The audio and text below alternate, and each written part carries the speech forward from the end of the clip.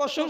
আর দাড়ি কেমনি করে লাড়ে না কহেন, আমি নমাজি মানুষ ভাই, আপনাকে আমি ঝুটা কথা কব, আপনাকে লাগছে দেখে এরকম যে আমি ঝুটা কথা কহলো।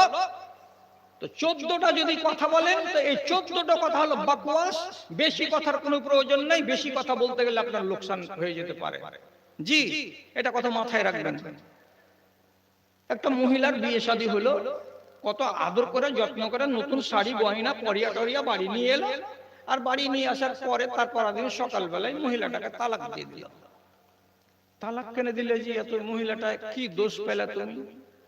তো যখন মিয়া বিবি আসছে, তো ট্রেনে বসেছে শামসিতে, নামবে ধুলিয়ানে, বিয়ে করে নিয়ে আসছে, বরযাত্রী সাথে আছে। তো বরযাত্রীরা বললো যে তোমরা মিয়া বিবি তো হালাল, তোমরা পাশাপাশি বসো। এরা দুজন পাশাপাশি বসে আছে। তো ছেলেটা শরম করছে যে নতুন বউ, কি আর বলবো, এদিকে বাপ চাচারা সব ডাইন বাঁয়ে আছে, তেমনি মাথাটা এমনি করে ধরে বসে আছে। তো নতুন বউ তখন কইছে, কানে কানে এমনি করে মুখ লাগিয়ে, মাথা ব্যথা করছে নাকি? শরমে ছালা করে না, এমনি করে হিলিয়ে দিয়ে কইছে, মাথা ঠিক আছে নাকি? ছালা করে না। কইছে আমার কাছে চাইনা বম আছে। চাইনা বম যদি একটু খালি কপালে ঘুষে দেওয়া যায়, কথাটি শুনুন খালি, চাইনা বম যদি খালি কপালে একটু ঘুষে দেওয়া যায়, 5 মিনিটের ভিতরে মাথা কপাল ব্যথা সব দূর হয়ে যাবে। খালি লাগিয়ে দিয়ে নয়, লাগিয়ে দেওয়ার পরে যদি একটু আঙুল দিয়ে খালি দুদিকটাকে এমনি এমনি করে চেপে দেওয়া যায়, তো ব্যথা বাপ বাপ করে পালিয়ে যাবে। আমার খালার অভ্যাস ছিল, যেখানেই যাবে সেখানে ওই চাইনা বমকে বেঁধে যাবে। আমি একবার খালার বাড়ি গেলাম, তো আমার মাথা ব্যথা করলো, তখন আমার খালা বললো এই চাইনা বমটা লাগিয়ে, আমি চাইনা বম লাগিয়ে দিলাম, 5 মিনিটে ভালো হয়ে গেলাম। আমি ফের থিরিক থিরিক করে খেলতে শুরু করলাম। ওই যে খালার বাড়ি গেছি আর ছোটকালে যাওয়ার পরে যে শিখেছি চাইনা বমকে বগলে রাখা, তো আমি স্কুল কলেজে যতদিন পড়েছি আমার ব্যাগে চাইনা বম থেকেছে। কলেজের ছাত্রীরা কোনোদিন যদি কাহারি মাথা ব্যথা হয়েছে, তো আমি ওকে চাইনা বম লাগিয়ে দিয়েছি, ও ভালো হয়ে গেছে, আই তোমার চাইনা বম। তখন যত বইকে চলে যেত লোকটা বলে, চুপ শালা, বেটি ছেলে আছে না, টেপ রেকর্ড আছে এটারে, শালা বেলাল বেলাল বেলাল বেলাল বেলাল বেলাল বইকে চলে গেছে। তো যেমনি চুপ বলা, তো চুপ তো চুপ। গোটা ঘাটা ধুলিয়ান বাজারে নামলো, নামার পরে গাড়িতে উঠলো, চাঁদপুর স্ট্যান্ডে নামলো, তারপরে দেওতলা চলে এলো। তখন পর্যন্ত চালা করে না। নন্দু গেলে এসে, তখন নন গেলে এসে কইছে দূর থেকে এলে তো একটু বারটা সারবে নাকি, বাথরুম টাথরুম যাবে নাকি, চালা করে না। এমন জ্বর হলো, এতক্ষণ বকছিল আর এখন বন্ধ হয়ে গেল। এই দু কথার জঞ্জাল লাগাতে সকালবেলা এই ছেলেটা বলছে এই বক বক মেয়ে আমার চলবে না, বেশি কথা বলতে হয়।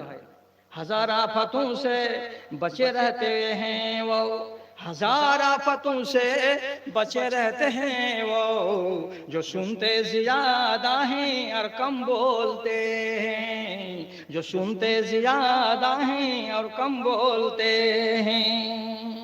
মুখ কম চালাও, কানটাকে ঠিক চালাও। শুনো বেশি কথা অসুবিধা নেই, কিন্তু মুখ বেশি চলতে হবে না। রাসূলুল্লাহ বলছেন কাজের কথা বলো অথবা চুপ থাকো, বাড়াবাড়ি নয়।